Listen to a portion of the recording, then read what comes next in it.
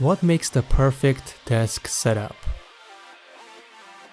Is it the PC? Maybe the cable management? No, it's everything.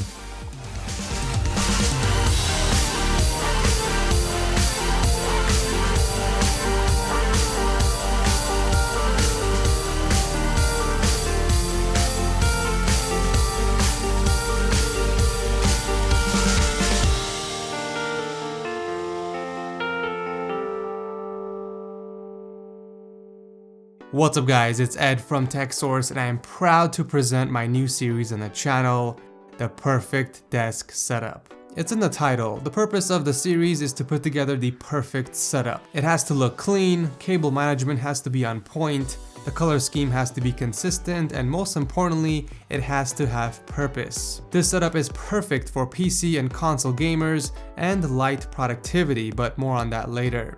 The total cost of this entire setup, along with all the links to the products mentioned in this video, will be listed below for anyone that is interested. In addition to that, some of the products featured in this video will be available to try for free using the app called Nice, and I'll leave a link to that down below as well. Without wasting any more time, let's begin. So let's start off with the PC that's powering this entire setup. This is Mantix, the ITX gaming PC I built for the month of March. It's running on a 6700K, which I overclocked to 4.5 GHz, and I paired it with the MSI GTX 980 Ti. The fact that I can pack in all of this power inside the tiny NZXT Mantix case means that I have lots of extra space on the desk to work with. I did do a video on the PC, so if you guys want to see benchmarks and stuff, make sure to check it out. Whether you like playing with friends who have consoles or want to get your hands on that PS4 exclusive game, you can't go wrong with having a console next to your gaming rig. I hooked up the Nyko charging dock, slapped some carbon fiber D-band skins, and called it a day. The charger was actually featured in my cool tech of September, and they come with these two magnetic dongles that you can attach to the controllers, which snaps in place, making charging super convenient. What's awesome is you can still charge the controllers this way even if the PS4 is in rest mode. But since it takes up the two front USB ports, the charging dock does come with two extra USB ports in the back that you can still use to connect headsets or other devices. The monitors I'm using are 24-inch Asus gaming monitors. These babies feature a 144Hz refresh rate and a 1 millisecond response time, which is ridiculous for gaming. I've been using 60Hz for all my life, and let me tell you guys, I have been missing out. The difference between 60 and 144Hz is night and day, and it has greatly impacted my skills. The responsiveness is on another level, and if you guys get a chance to try one out for even a minute, you will know exactly what I'm talking about. The reason why I got two is for multitasking purposes and productivity. It's great for streamers so that they can view chat windows or browse the internet, and you can utilize the second window when editing as well. The monitor mount I'm using is from Wally, and this is one of the few mounts that works with a Malm desk.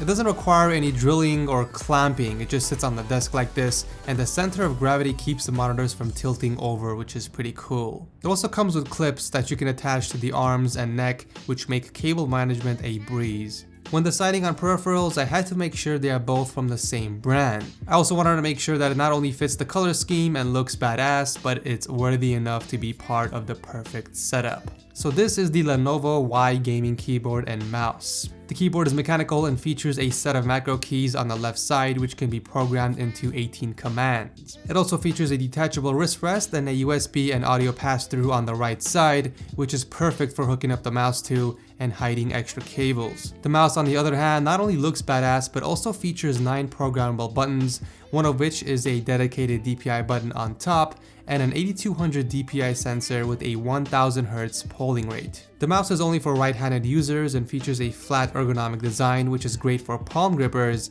but it was really comfortable for me as well considering that I'm a claw gripper. The mouse also comes with removable weight cartridges to give you the perfect resistance needed for specific games. Finally, underneath all that gear is an extended mouse pad from Sean. I wanted to get something that will make the setup pop instead of going with a boring black mouse pad. The awesome Scorpion logo combined with the red border really adds some spice. I didn't go with any speakers this time around and instead went with two headphones. The M50Xs with custom Brainwaves ear cups for extended comfort, and the HyperX Cloud Revolver gaming headset, both of which are resting on the Brainwaves headphone hanger under the desk.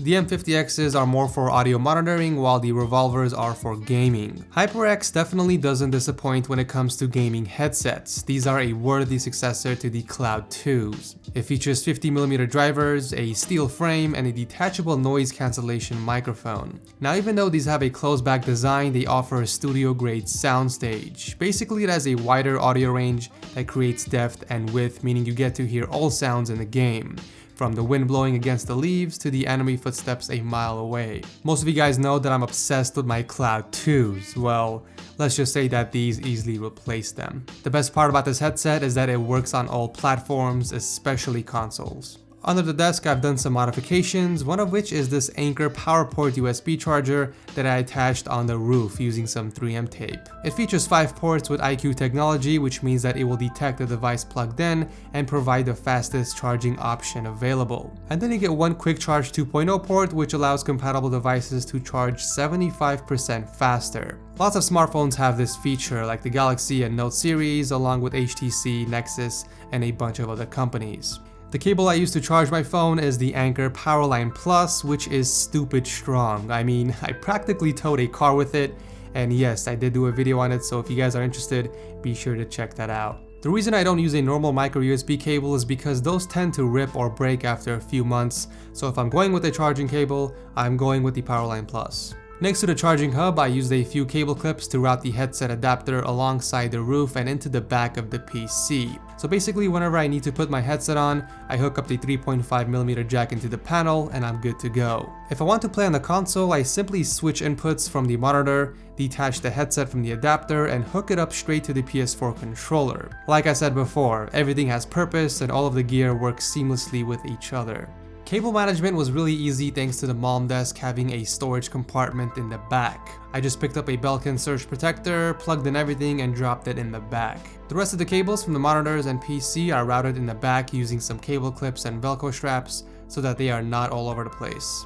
The desk is awesome. It's not too small and it's large and strong enough to hold my PC and still have room for 2 monitors and other things on the desk. I also like the fact that it comes with 2 drawers. I picked up this organizer which fits perfectly inside and it has a bunch of bins to accommodate practically any sized item. I have the Powerline Plus cable, the detachable mic for the headset, and a few other items stored away from sight.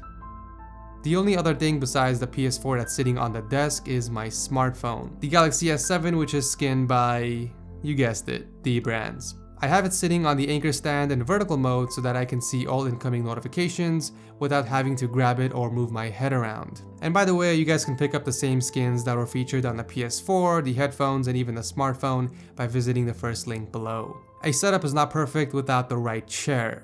The icing on the cake is this gaming seat from eBlue. So this is called the Arosa X1 and it's one of the coolest gaming chairs out there. Made out of filament leather and resilient foam padding, this is one comfy chair to sit in for hours at a time. The base is made out of steel and it's surprisingly easier to roll around in this compared to my DX Racer chair. You get your usual adjustable backrest, armrest, and seat height, but what I found interesting is that you can rotate the armrest a full 360 degrees. But what sets this apart from other gaming chairs? Well, it has LEDs built in the back. It comes with a power bank that gives you 10 days worth of juice to power up the LEDs, so you don't have to worry about charging it constantly. The way it works is this: there is a sensor in the front of the chair. Once occupied, the LEDs will change depending on one of the 4 settings that you can select from the back. It's not really visible during the day, but once it gets dark out, the LEDs definitely stand out. Add some LED strips in the back of your desk and you have the perfect desk setup. So let me know what you guys think about my new series. If you guys enjoyed it and want to see more, make sure to hit that like button so I know to continue. As I mentioned before, some of the products in this video are available to try for free using the app Nice, and I'll leave a link to that app along with everything I mentioned in this video below. Thank you guys so much for watching, and as always, I'll see you in the next video.